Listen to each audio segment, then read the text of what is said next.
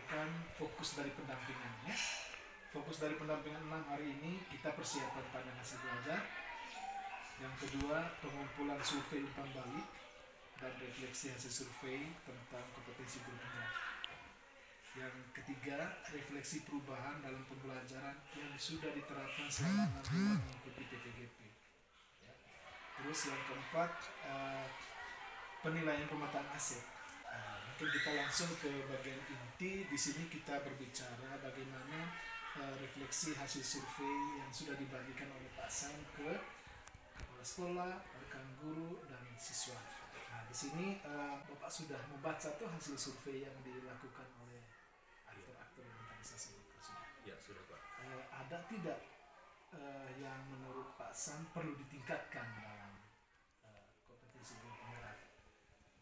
Pak Sam punya seperti itu. Baik Pak, terima kasih. Jadi berdasarkan dari angket yang saya sudah bagikan kepada Bapak Kepala Sekolah, 5 orang rekan sejawat dan murid, ternyata di situ saya mendapati bahwa sebagian besar di hubungan ke orang tua itu masih perlu ditingkatkan. Jadi kerjasama kolaborasi dengan orang tua itu yang masih perlu ditingkatkan. Sementara untuk yang lain-lainnya, misalnya pengembangan diri dan orang lain serta manajemen itu sudah bagus menurut rekan sejawat dan anak-anak. Saya sangat menarik saya mendengarnya bahwa ada sedikit mungkin survei yang dilakukan ya, penilaian yang dilakukan oleh kepala sekolah, siswa atau rekan sejawat menyangkut kolaborasi dengan orang tua murid. Nah, dari sini bagaimana Pak Sam sendiri mengatasi hal itu sehingga nanti bisa ditingkatkan kolaborasi dengan orang tua? Jadi untuk kolaborasi dengan orang tua, kebetulan saya juga wali kelas Pak, jadi kemungkinan kedepannya langkah yang akan saya tempuh untuk membangun kolaborasi yang baik ini, saat pembagian hasil belajar itu melibatkan orang tua, sekaligus bercakap ke orang tua mengenai perkembangan anaknya selama 1 semester terakhir. Selain tugas saya sebagai wali kelas, sebagai guru mata pelajaran, ini masih rencana mungkin ke depannya saya akan melakukan kunjungan rumah. Jadi mungkin dijadwalkan 1 kali 1 bulan atau beberapa kali dalam 1 semester itu untuk melakukan kunjungan rumah guna membangun kolaborasi kerjasama yang baik dengan orang tua, seperti itu Pak. Biasa sekali Pak ya, kunjungan rumah ini memang mungkin sedikit untuk memberikan gambaran kepada Pak Sam sendiri ya, bahwa supaya ada peningkatan kolaborasi dengan orang tua gitu. Oke, baik, biasa Pak.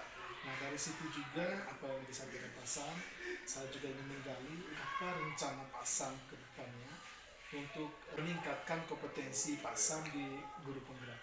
Jadi untuk meningkatkan kompetensi saya ke depannya Pak, paling pertama tentu saya akan menerapkan apa yang saya sudah ketahui, karena dari penerapan itu nantinya saya akan mendapatkan celah atau apa, di situ saya akan belajar lagi untuk mengatasi celah yang ada. Jadi intinya kedepannya menerapkan apa yang sudah diketahui dan mencoba belajar lagi tentang apa yang menjadi celah atau yang belum diketahui. Nah, belajarnya bisa dari rekan-rekan ataupun belajar mandiri dari referensi yang ada. Senang saya mendengarnya Pak. Nah, tentu dari setiap apa yang kita lakukan di sini pasti nanti ada sesuatu yang mungkin perlu ditingkatkan.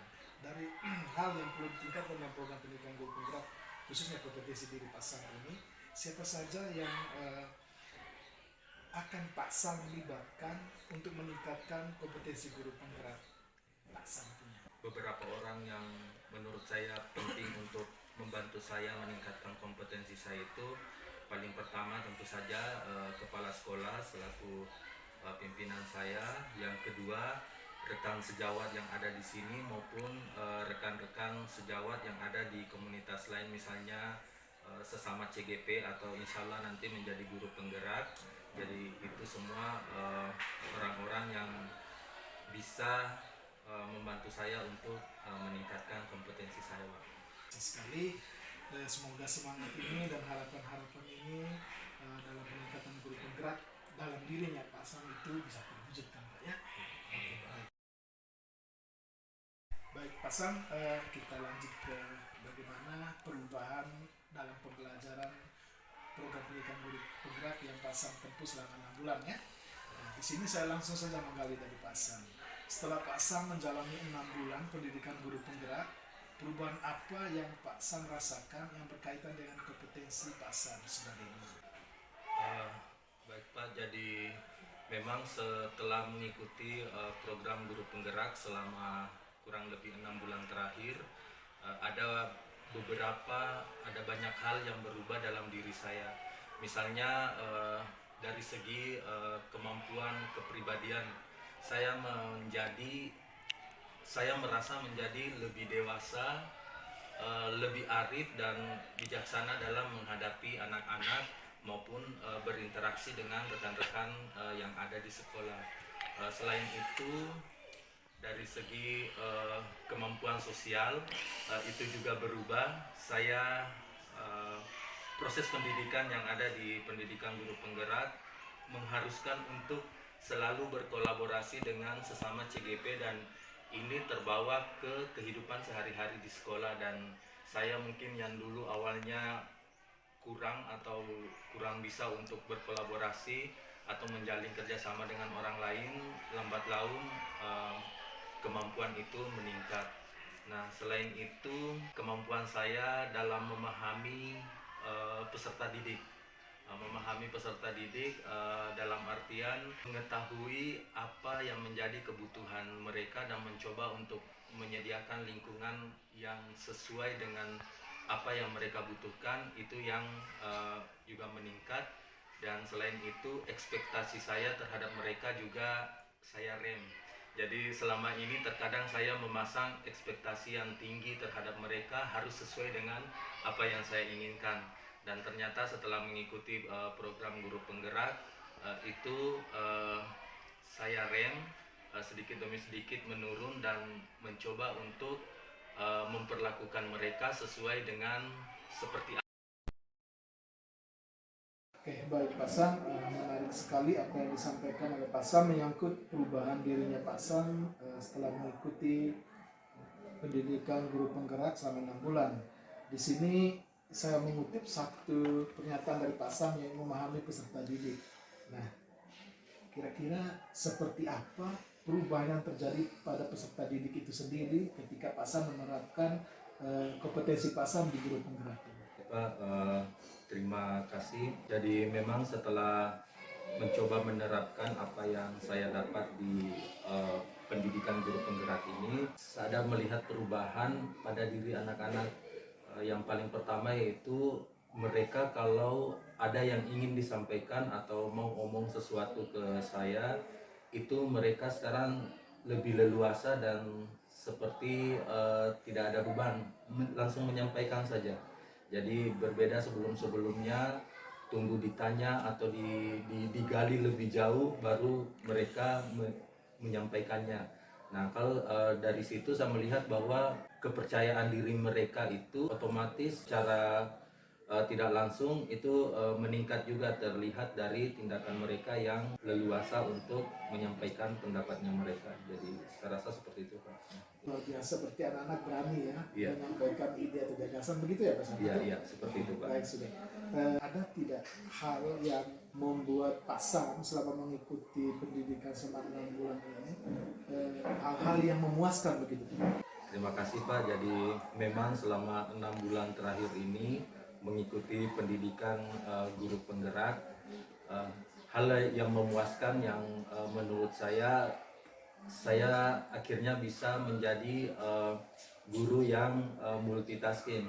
Jadi kenapa di pendidikan guru penggerak ada beberapa tugas yang harus diselesaikan dalam jangka waktu tertentu.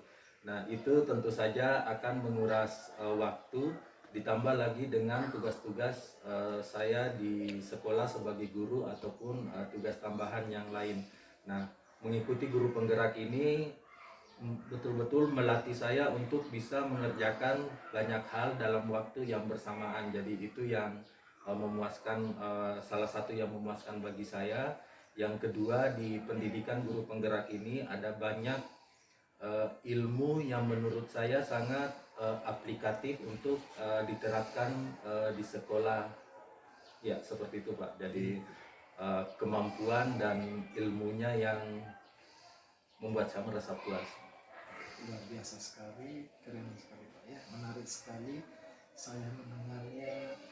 Melakukan kegiatan dalam waktu yang bersamaan. Selain pendidikan guru penggerak, masih ada kegiatan-kegiatan lain dalam meningkatkan kompetensi dirinya Pak Sam ya. Ya. Oh ya, di sini juga saya mengapresiasi yang luar biasa karena Pak Sam sudah lolos sebagai narasumber berbagi praktik baik. Keren sekali Pak, satu-satunya dari Kabupaten Manggarai Timur ya yang lolos pertama ya. Ada dua Dengan orang. siapa Pak Sam? Ada Pak Engki dari SMP Gabung kalau tidak salah. Oh, paham tuh ya. Pak Franciscus Oh, iya. Janggu. Keren, luar biasa sekali Pak. Profesiat untuk itu Pak ya. Nah dari situ juga Pak, selain hal-hal yang memuaskan tadi itu, apa saja hal yang menantang bagi Pak Sam? Oh, kalau hal-hal yang menantang Pak, yang itu tadi kalau dikejar deadline itu rasanya rasanya bagaimana ya, mungkin lebih ini daripada dikejar rentenir. Jadi kalau setiap dikejar deadline kan terkadang lupa, tiba-tiba ternyata ada tugas yang deadline hari ini ya. Itu yang salah satu yang cukup menantang. Yang kedua, ketika misalnya ada pertemuan secara daring melalui Google Meet dan tiba-tiba sinyal hilang. Nah, itu salah satu yang menantang juga Pak. Luar biasa sekali Pak ya. Keren Pak. Apa yang Pak Sam bagikan ke saya itu merupakan suatu pembelajaran juga buat saya dalam mengikuti kegiatan-kegiatan lain yang mungkin bisa meningkatkan kompetensi diri saya juga nanti. Oke, kita mungkin lanjut ke pembahasan kasih ya. Oke, baik Pak Sam, tadi saya sudah mendengar begitu banyak perubahan yang terjadi pada diri Pak Sam selama mengikuti pendidikan guru penggerak 6 bulan ini ya. Nah, sekarang kita mungkin langsung ke bagaimana penilaian pemetaan aset yang Pak Sam lakukan. Sebelum itu, tentu apresiasi yang luar biasa. Pak Sam sudah melakukan diskusi pemetaan aset, Pak? Ya, sudah Pak. Oke, baik kalau begitu Pak. Nah, dari situ siapa saja aktor yang terlibat saat proses pemetaan aset? Aktor yang terlibat itu ada kepala sekolah, tokoh masyarakat yang diwakili oleh ketua komite, terus guru-guru, rekan-rekan guru dan pegawai, ada beberapa perwakilan orang tua, serta terakhir melibatkan perwakilan murid yang diwakili oleh OSIS. Dan tidak perwakilan gender tidak ada? Ada Pak. Jadi memang dari misalnya guru-guru ada beberapa rekan guru wanita dan beberapa rekan guru pria seperti itu. Dan demikian pula untuk muridnya. Kalau seperti itu, bagaimana proses Pak Sam dalam menemukan atau mengidentifikasi sumber daya di sekolah? Jadi untuk menemukan sumber daya atau aset-aset sekolah kami lakukan secara diskusi Pak. Nah, diskusinya kami bagi menjadi 3 tahap. Yang tahap pertama itu kepala sekolah dan ketua komite bersama saya. Jadi kami ada 4 orang, ada 1 rekan guru yang menjadi non tulis. Kemudian selanjutnya diskusi bersama rekan guru dan perwakilan orang tua, dan terakhir diskusi bersama anak-anak OSIS Pak. Jadi prosesnya melalui diskusi Pak. Ada tidak kendala yang dihadapi saat proses itu terjadi? Ada beberapa kendala, tapi yang paling harus saya memberikan penjelasan atau pemaparan sedikit itu mengenai asetnya Pak. Kebanyakan peserta diskusinya mengetahui bahwa aset itu ya lahan yang ada sertifikat tanahnya, habis itu gedung-gedung dan keuangan. Sementara aset-aset lain seperti aset politik, aset lingkungan sosial itu sebagian besar belum memahami Pak. Jadi Itu tantangannya Pak. Seperti itu. Sini saya mencatat sedikit dari apa yang disampaikan Pak Sam. Menarik sih bagi saya karena ada yang tidak memahami tentang aset itu sebenarnya apa begitu ya Pak? Iya. Oke, dari situ kira-kira cara Pak Sam untuk bisa mengatasi tantangan ini seperti apa? Jadi saat diskusi berlangsung, yang saya lakukan ya memberikan penjelasan sedikit atau pemahaman mengenai aset, bahwa aset itu bukan melulu tentang apa yang dipikirkan oleh sebagian besar dari peserta diskusi, tetapi ada aset-aset lainnya yang mungkin belum terpikirkan oleh peserta diskusi. Jadi saya memberikan sedikit penjelasan dan pemahaman begitu Pak mengenai. Pak, menarik sekali apa yang disampaikan. Ini berarti ada paparan materi sedikit berarti ya? Sedikit, tapi maksudnya pemaparannya tidak resmi. Oh iya. Oke, baik Pak. Terima kasih. Nah, setelah Pak Sam berhasil melakukan pemetaan aset ini melalui diskusi yang Pak Sam sudah jalankan, apa perasaan Bapak? Bagaimana perasaan Pak Sam?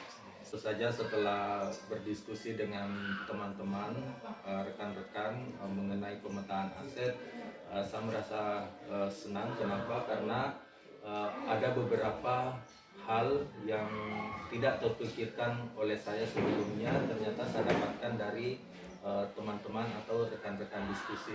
Misalnya ada satu aset yang ternyata itu masuk ke budaya dan agama, saya tidak pernah muncul terbesit sedikit pun di pikiran saya, ternyata munculnya dari mereka. Begitu Pak. Baik Pak, keren sekali, luar biasa.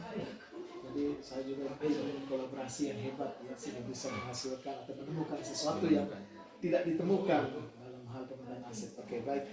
Dari sini apa pertimbangannya Pak Sam dalam menentukan sumber daya di sekolah? Waktu melakukan diskusi, yang menjadi pertimbangan kami untuk memetakan sesuatu itu menjadi aset sekolah, itu asas kegunaan atau kebermanfaatan dari aset itu sendiri Pak. Jadi bagaimana aset itu bisa mendukung atau memberikan lingkungan yang bisa mendukung proses pembelajaran anak-anak di sekolah. Jadi asas atau dasar pemetaan aset kami berdasarkan kemanfaatan atau kebergunaan dari aset itu sendiri Pak. Untuk kepentingan pembelajaran yang peserta didik ya, peserta murid itu maksudnya atau gimana? Iya Pak. Jadi untuk murid kebermanfaatannya dalam rangka mendukung proses pembelajaran bagi murid. Bisa sekali, keren Pak. Nah, ada tidak terdapat hal yang mungkin belum ditemukan dalam diskusi itu yang menyangkut aset-aset lainnya? Ya rasa kami sudah melakukan diskusi selama 3 kali dengan peserta yang berbeda-beda. Saya rasa semua aset sudah teridentifikasi dengan baik Pak, tidak ada yang terlewatkan. Keren sekali, luar biasa ya. Ini pasti kegiatan pembelajaran ke depan itu memang pasti sangat menarik dan betul-betul berorientasi pada murid ya. Amin Pak. Oke, luar biasa sekali. Oke, baik. Selamat siang Pak. Kalau boleh saya tahu Pak namanya siapa? Pak Yanto. Pak Yanto ya. Pak Yanto sebagai aktor juga dalam pemetaan aset ya. Itu dari perwakilan apa Pak? Orang tua murid atau masa guru ya? Jawabannya Pak Sam ya? Kita langsung saja Pak ya. Oke, bagaimana prosesnya Pak Yanto dalam menemukan atau mengidentifikasi sumber daya yang ada di sekolah ini? Baik Pak, terima kasih. Untuk pengidentifikasian aset dilakukan diskusi antar warga sekolah, di mana terdapat bapak kepala sekolah, guru, pegawai, dan murid bersama dengan orang tua.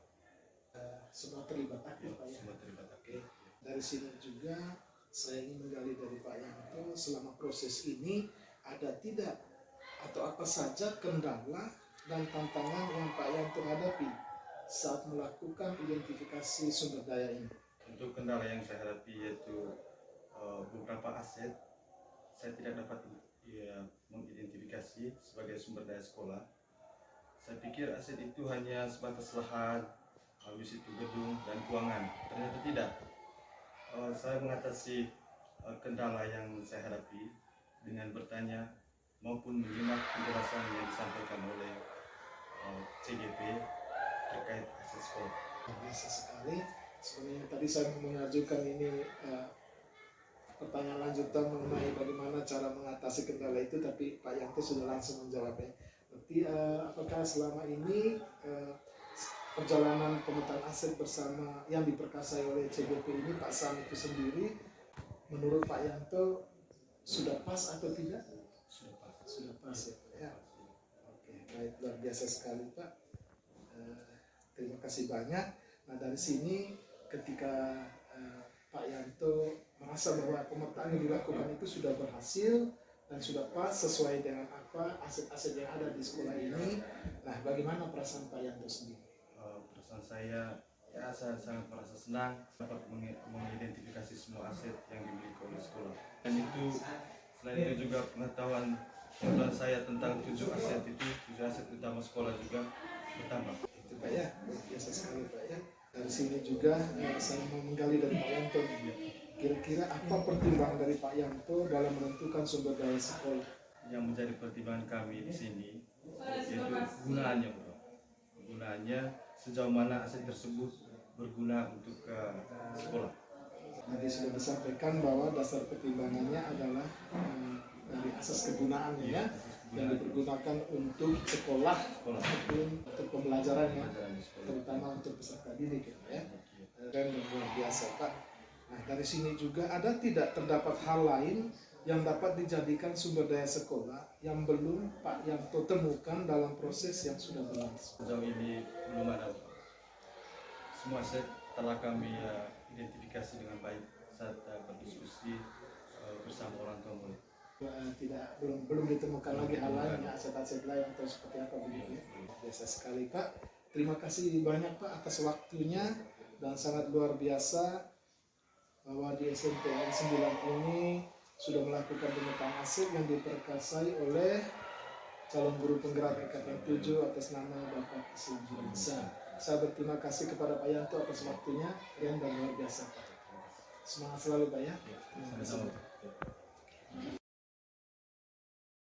Baik Pak Sam, senang mendengar penyampaian dari Pak Sam tadi menyangkut pemetaan aset Pak ya di sekolah ini SMP Negeri 9 Porong. Keren dan luar biasa Pak. Sini kita langsung ke persiapan panen hasil belajar Pak ya. Kita berdiskusi sedikit menyangkut panen hasil belajar di Lokakarya 7. Nah di sini saya mau menggali dari Pak Sam, apa ide dari Pak Sam untuk persiapan panen hasil belajar pada Lokakarya 7? Baik Pak, jadi di Loka 7 nanti tentu saja kami akan memamerkan hasil karya kami ataupun hasil karya murid-murid. Nah menurut saya atau saya punya ide kalau nantinya itu di Loka 7 karya-karya kalau bisa yang kita tampilkan itu berbasis kebudayaan. Jadi ada yang budayanya, habis itu ada yang modernnya. Jadi misalnya orang datang ke stand kita itu dia langsung maksudnya dia bisa lihat semua, oh ada yang tradisionalnya, ada yang modernnya, ada yang budayanya.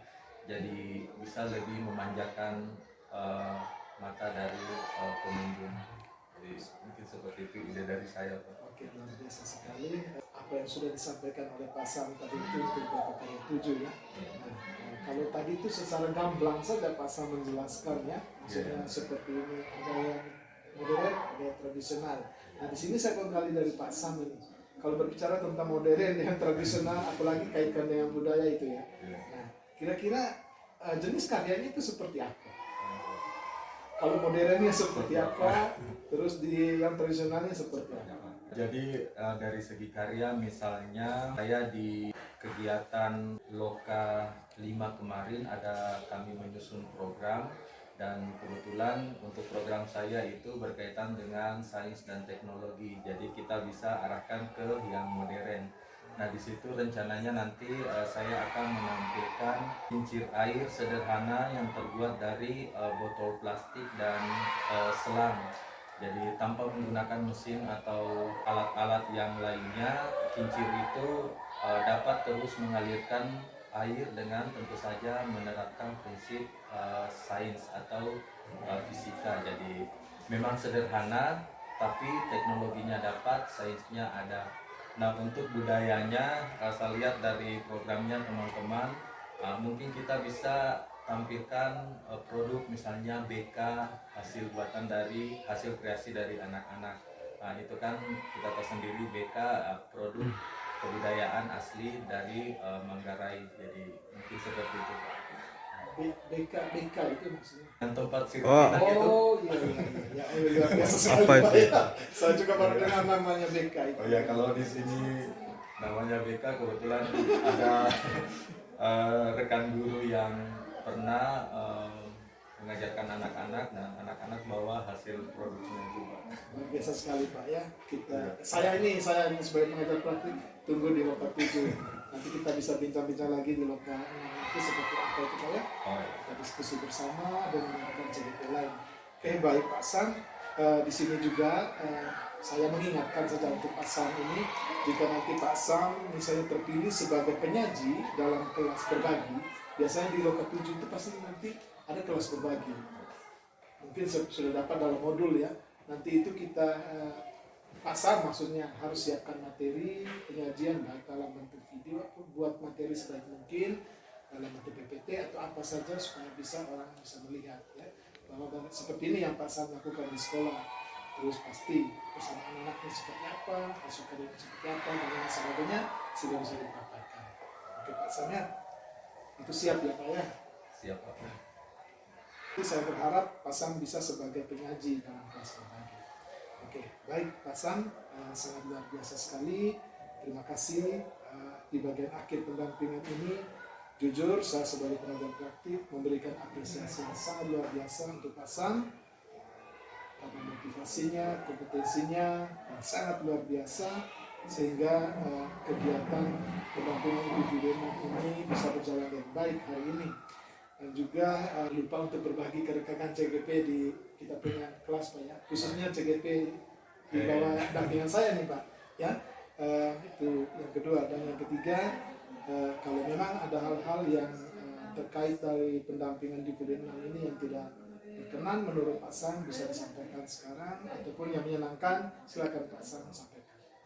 Baik, terima kasih Pak. Jadi kembali lagi untuk refleksi kita tentang apa yang menyenangkan atau kurang menyenangkan dalam pendampingan ini. Saya rasa yang menyenangkan itu pembawaan Pak Fahmi yang membuat saya juga untuk leluasa untuk berbicara tanpa merasa takut atau tertekan. Jadi itu yang paling penting Pak, dan itu yang menyenangkan buat saya. Yang tidak menyenangkannya belum ada. Oke, baik Pak Sam, terima kasih banyak. Ada tidak hal yang terkait pembelajaran daring selama ini mungkin menurut Pak Sam itu masih ada yang kurang pas sehingga nanti bisa dikomunikasikan lagi di kesempatan? Ada tidak? Kalau itu saya rasa tidak ada. Iya. Dan kalau memang ada nanti Pak Sam bisa menuangkannya dalam jualan komunikasi. Oh, di LMS itu ya? Di LMS ya. Baik Pak Sam, terima kasih banyak mendampingi individu 6 di program pendidikan guru penggerak angkatan 7 ini sudah selesai Pak. Sangat luar biasa dan terima kasih. Kita jumpa di Loka 6 dan siap untuk panen raya ya. Iya Pak. Siap.